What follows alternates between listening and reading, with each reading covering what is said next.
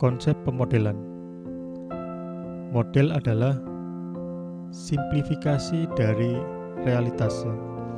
Jadi bentuk yang lebih sederhana dari realitas, atau menurut Grady Book, model itu menyediakan blueprint atau cetakan dari sistem ya.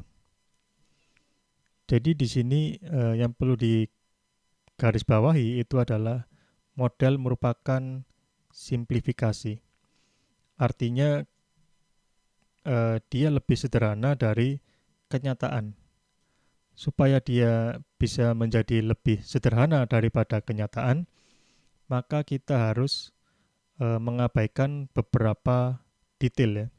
Kita harus membuang detail-detail yang tidak kita perlukan, supaya kita bisa fokus pada hal-hal yang kita butuhkan atau yang menjadi perhatian kita pada suatu waktu tertentu.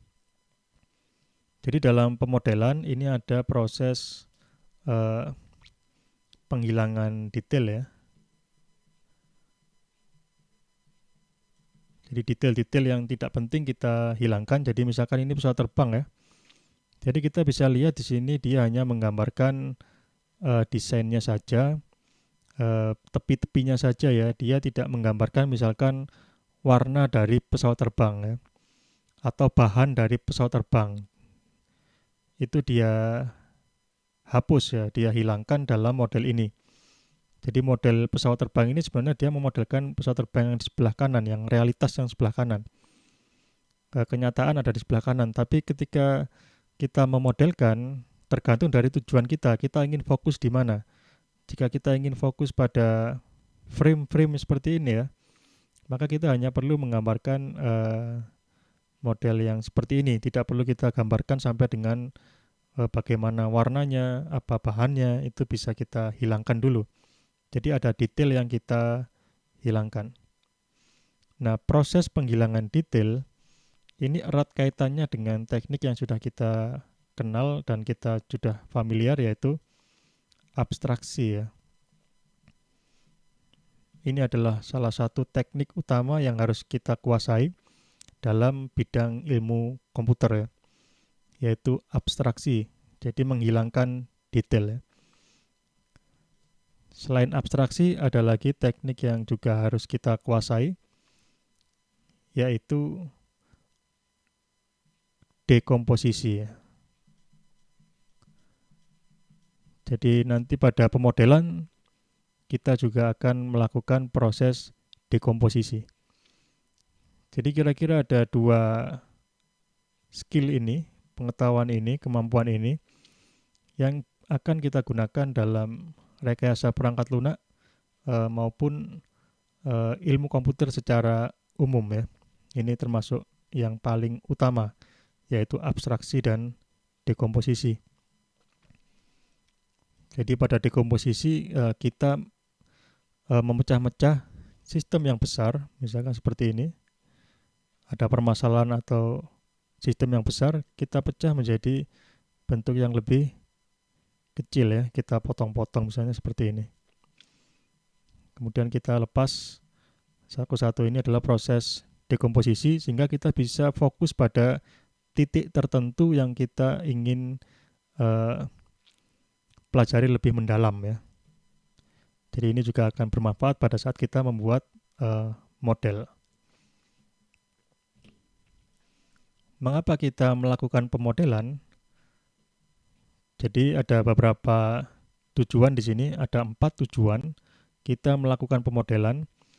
Yang pertama adalah membantu kita dalam memvisualisasikan sistem sesuai dengan keinginan kita ya, dari sudut pandang apa.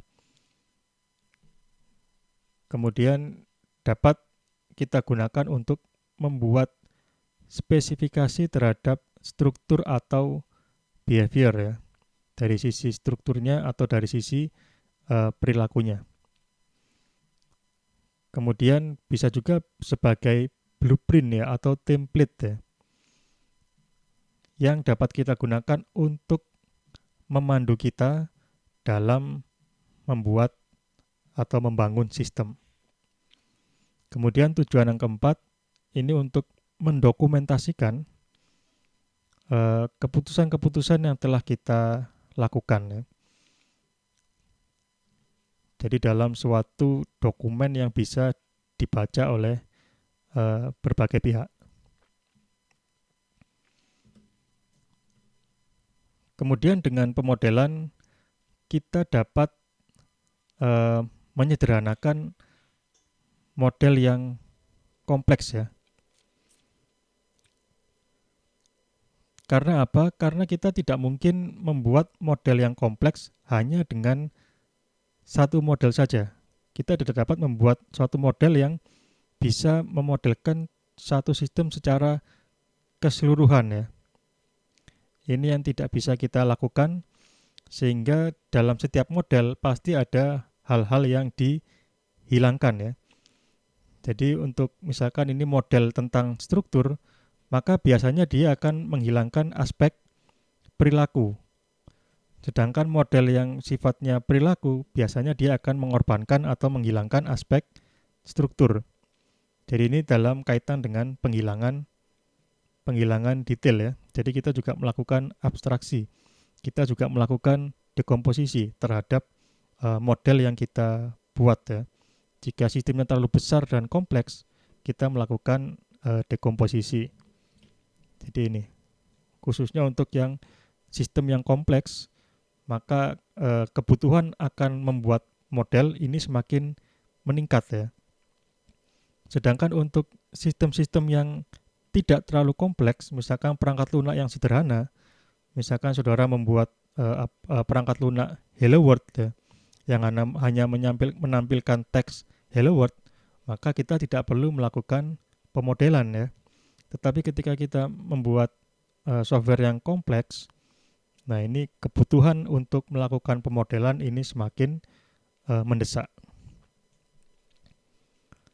Kita membuat model untuk meningkatkan pemahaman kita terhadap sistem yang kita kembangkan ya. Jadi tanpa melakukan pemodelan, mungkin kita akan kehilangan beberapa ide atau pengetahuan kita tentang sistem tersebut. Ketika kita mencoba untuk membuat modelnya, pada saat proses pembuatan model atau ketika modelnya sudah jadi, nah ini seringkali kita muncul ide-ide baru atau kita menggali pengetahuan-pengetahuan yang sebelumnya belum kita ketahui dari sistem tersebut ya.